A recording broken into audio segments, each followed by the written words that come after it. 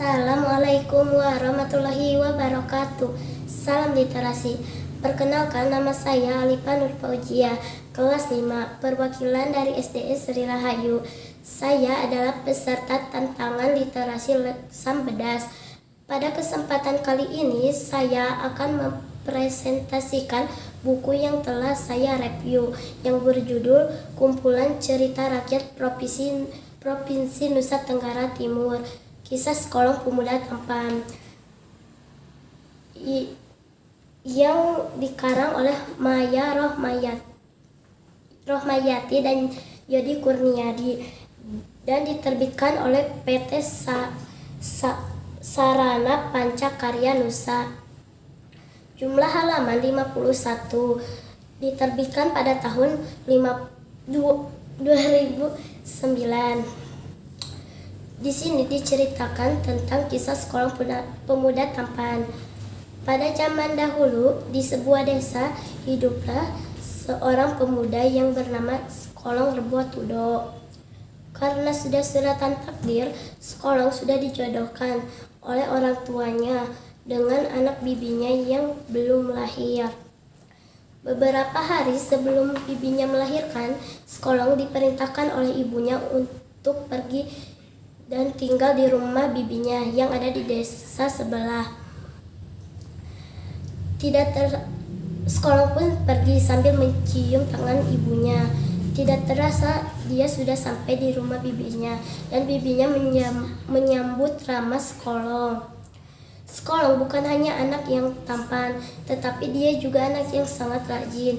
Ia membantu bibinya membawakan kayu bakar di hutan dan membantu pamannya di kebun. Hari yang ditunggu-tunggu telah tiba. Bibi Sekolong melahirkan anaknya. Namun tidak diduga, bibinya melahirkan sebuah cuek atau ubi hutan yang berbulu-bulu. Bukan hanya paman dan bibi saja yang sangat sedih, tetapi Sekolong pun sangat sedih karena kelak calon istrinya adalah sebuah cuek. Bibi dan paman Sekolong tetap menerima si cuek. Bagaimanapun si cuek adalah anak mereka. Sehari sebelum Sekolong akan pergi ke desanya, si cuek merengek ingin ikut kepada Sekolong. Tetapi Sekolong melarang si cuek untuk ikut karena Sekolong membenci si cuek. Tetapi si cuek tetap ingin ikut dan menangis. Dan Sekolong pun membawa si cuek.